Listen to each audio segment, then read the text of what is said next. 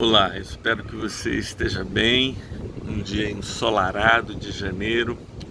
Já dei uma caminhada até a praia, dei um mergulho, aproveitei enquanto a maré ainda estava baixa. Agora voltei para casa, estou relaxando aqui na piscina. É um prazer poder falar com você.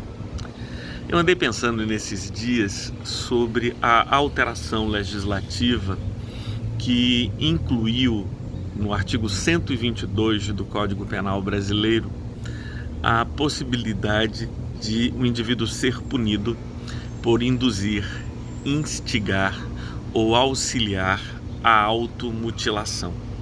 A redação anterior deste artigo previa a pena para aquelas pessoas que induzissem, instigassem ou auxiliassem alguém a praticar o suicídio.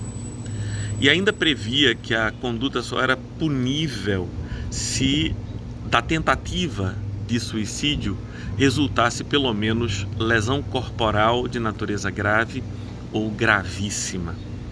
Agora a legislação mudou, e eu acho que mudou oportunamente, mudou adequadamente, prevendo não apenas que é punível a conduta do agente que induz, ou seja, dá a ideia, instiga, ou seja, estimula aquele que já tem a ideia, ou auxilia, o que significa oferece meios materiais para que a pessoa tente ou pratique o suicídio, coloca também a figura da automutilação. E eu fico pensando que este tema aparece na legislação brasileira agora porque o suicídio e também a automutilação se tornaram figuras presentes no dia a dia dos brasileiros e da humanidade em geral. Na verdade, esses elementos sempre estiveram e sempre fizeram parte da história. Sempre houve pessoas que se suicidassem, se automutilassem. Mas o que me leva a refletir com vocês agora é a seguinte questão: quais as razões que conduzem uma pessoa a praticar esta conduta ou estas condutas? Eu sou, em primeiro lugar, inclinado a dizer que uma pessoa que se suicida, ela não deseja a morte. Uma pessoa que se suicida, ou que pensa em se suicidar, o que ela deseja, na verdade, é que a dor pare. Ela busca um modo de fazer cessar a dor. A dor que pode ser uma dor emocional, como, por exemplo, a vergonha, e muitos, no Japão, por exemplo, não podendo suportar a vergonha da derrota ou a vergonha decorrente de um escândalo do qual foi objeto, de uma notícia que explodiu, que vazou e todo mundo soube, então optam pelo suicídio. O suicídio virou uma alternativa na cultura japonesa para aqueles que querem fugir da dor decorrente da vergonha. Mas existem outras formas de dores físicas, por exemplo. Existem pessoas que sofrem de enfermidades tão sérias, tão graves, que buscam no suicídio uma forma de escapar da dor. Eu estou mergulhando de vez em quando porque o sol está bem quente aqui e fica mais agradável assim, com um pouco mais de água aqui, e a gente continua esse papo. Então, o suicídio, ele teria como razão esse desejo de fugir da dor. De fugir da dor emocional, da dor psicológica, da dor física. E as pessoas, então, o que desejam não é parar de viver ou sair da vida. Não há necessariamente um antagonismo contra a vida, mas o que se busca é fazer cessar a dor. E a automutilação? A automutilação também é uma prática muito antiga. Os religiosos, muitos cristãos e também religiosos muçulmanos, de outras tradições religiosas, eles praticaram a automutilação. A automutilação, quer ela tenha uma perspectiva religiosa, quer não, ela, na minha opinião, pressupõe 3 perspectivas. A primeira perspectiva é que há uma dicotomia entre mim e meu corpo. Então eu impinjo dor ao meu corpo, eu faço com que o meu corpo sofra, porque eu não me identifico com esse corpo. Então eu sou o agente que faz o corpo sofrer. Na perspectiva religiosa, isso era motivado, por exemplo, na autoflagelação que muitos cristãos medievais praticaram. Partia da ideia platônica. Observe que isso não tem base no Evangelho, não tem base nas escrituras do Novo Testamento, mas de uma interpretação que tem como grande luz a filosofia de Platão, que estabeleceu antes dos gnosticistas essa dicotomia entre a matéria e o espírito, de tal modo que o espírito é bom e a matéria é ruim, e para libertar o espírito deveria fazer sofrer o corpo, a matéria. E você me vendo aqui nessa piscina já vai notando que eu não sou nem um pouco platonista. Eu quero fazer bem a meu corpo, eu quero tratá-lo de modo agradável, de modo que porque eu me identifico com o corpo. Não há entre mim uma dicotomia entre mim e meu corpo. Eu não sou alguém que distingue-se ontológica e essencialmente do meu corpo. Então, o primeiro ponto que vai levar à autoflagelação é a dicotomia entre o ser e o corpo. E, em segundo lugar, a perspectiva de que o corpo é mau, o corpo é ruim e o espírito é bom. E aí a gente vai fazendo com que o corpo sofra na expectativa ou na esperança de que, de algum modo, a gente faça elevar ou purifique o espírito que está de algum modo preso e maculado pelo corpo. Mas a terceira razão, e eu acho que essa é muito mais contemporânea e tem mais a ver com os adolescentes que acabam praticando automutilação, isso tem a ver com a experimentação do suicídio. É que antes do indivíduo tomar a atitude ou a iniciativa de praticar o suicídio propriamente, ele quer ir experimentando, como quem vai tomando uma papa quente pelas beiradas.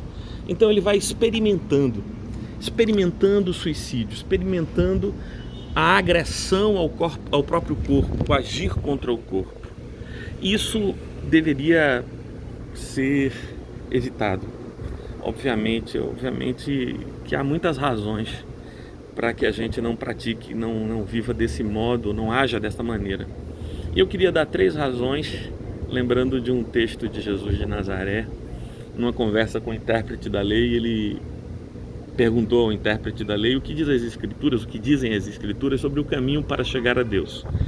E o intérprete da lei disse que o caminho para chegar a Deus, o caminho para ter a vida eterna, era amar a Deus acima de todas as coisas e amar ao próximo como a si mesmo. Eu queria interpretar para você esse texto. Eu acho que amar a Deus é amar a vida, porque a vida é a dádiva de Deus. Eu não tenho como amar a Deus, esse ser que eu não vejo, não toco, não pego. Amar a Deus, na minha opinião, é ser capaz de ser grato pela vida, agradecido pela existência, ser capaz de receber a vida e não julgá-la, não rejeitá-la, mas recebê-la plena, abundantemente. Esse mergulho na vida, esse mergulho profundo na existência, satisfeito, não rejeitar a vida. Então amar a Deus é aceitar a vida, na minha opinião. É o amor fati, do qual falavam os estoicos. O amor por aquilo que é, sem juízo e sem rejeição. Isso é amar a Deus. Mas em segundo lugar é preciso amar a si mesmo. Amar a si mesmo significa não rejeitar a si mesmo, querer bem a si mesmo, tratar bem a si mesmo, ver-se como uma dádiva da vida ao mundo. Perceber que você, ainda que seja diferente das outras pessoas, que às vezes nem se encaixe no modo como as outras pessoas vivem, você é um grande presente da vida ao mundo e você deveria se tratar bem. Eu fico muito preocupado quando algumas antropologias fazem com que a gente despreze a nós mesmos. Visões como a visão agostiniana da depravação total, que faz com que vejamos o homem caído como um ser completamente ruim, mau, imprestável. Eu tenho muita dificuldade com essa visão. Eu creio que o pecado original não deu origem à depravação total. O pecado original deu origem E antes disso, foi causado pelo desejo de rejeitar a si mesmo, a sua natureza, e querer ser Deus. Esse é o pecado original, é a cobiça de ser Deus, mas na justa medida em que eu desejo ser Deus, eu rejeito a quem eu sou, eu rejeito a mim mesmo. Isso é o pecado original. E a decorrência da rejeição de si mesmo é a vergonha de quem é, né? Esse desejo de ser Deus, de ocupar um lugar que não lhe é próprio, então pressupõe a rejeição de si, e a rejeição de si leva à vergonha. Lembra que os primeiros pais, segundo a mitologia do livro de Gênesis, se esconderam, se encobriram porque tinham vergonha da sua nudez? Eu acho que isso aí é uma dica, é uma deixa de que de fato o homem, ele, ao desejar ser como Deus, rejeita ser como é e quem é, e busca algo que não lhe é próprio, razão pela qual sente vergonha do que é, de como é, de quem é. Muito bem. Então, esse é um problema da antropologia, de tal maneira que hoje em dia, para as pessoas e para os adolescentes em geral, jovens, é muito mais fácil amar os pais, amar as pessoas que convivem com elas, do que amarem a si mesmos. É muito difícil isso. Quando a gente não ama a si mesmo, a gente se rejeita, não tem nenhum problema em a gente se ferir. Porque o que somos, quem somos, o corpo, que é o instrumento através do qual nós nos identificamos com quem somos, é fonte de sofrimento, é fonte de angústia. E isso é muito triste, saber que as pessoas vivem deste modo. Então, eu queria propor uma outra antropologia. Essa antropologia que parte da perspectiva de que eu sou uma dádiva divina ao mundo, e que há uma beleza profunda em mim. Eu posso até estar esquecido da beleza que há em mim, mas ela existe, ela é verdadeira, ela é imensa. O grande trabalho a que eu convido os meus alunos é o seguinte: encontrar a si mesmo, aceitar a si mesmo, amar a si mesmo. Talvez seja essa grande viagem que você precise fazer. Encontrar a si mesmo, aceitar a si mesmo e amar a si mesmo. Porque sem isso é impossível amar ao próximo. Sem isso também é impossível amar a Deus. Eu quero lembrar o que diz o evangelista, que é impossível amar a Deus a quem eu não vejo, se eu não amo ao próximo a quem vejo. E é impossível amar ao próximo a quem eu vejo se eu não sou capaz de amar a mim mesmo. Então, amar a si mesmo é muito importante. E talvez você não goste de alguns aspectos do seu corpo. Tudo bem. Há coisas no meu corpo que eu não gosto. Sabe o que eu vou fazer? Eu vou tentar mudar isso no meu corpo.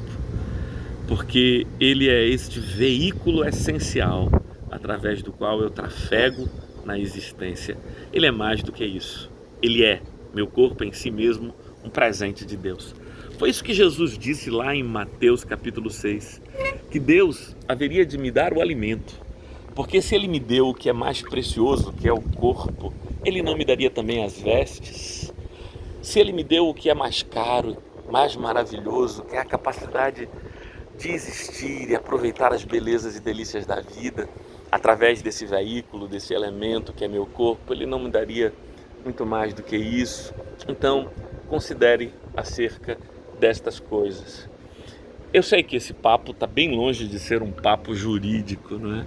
Mas que importa? A verdade é que todas as minhas aulas, não sei se deveria confessar isso, têm como pretexto discussões jurídicas para falar da única coisa que realmente me interessa, que é ajudar meus alunos a aprender a viver. Paz e bem.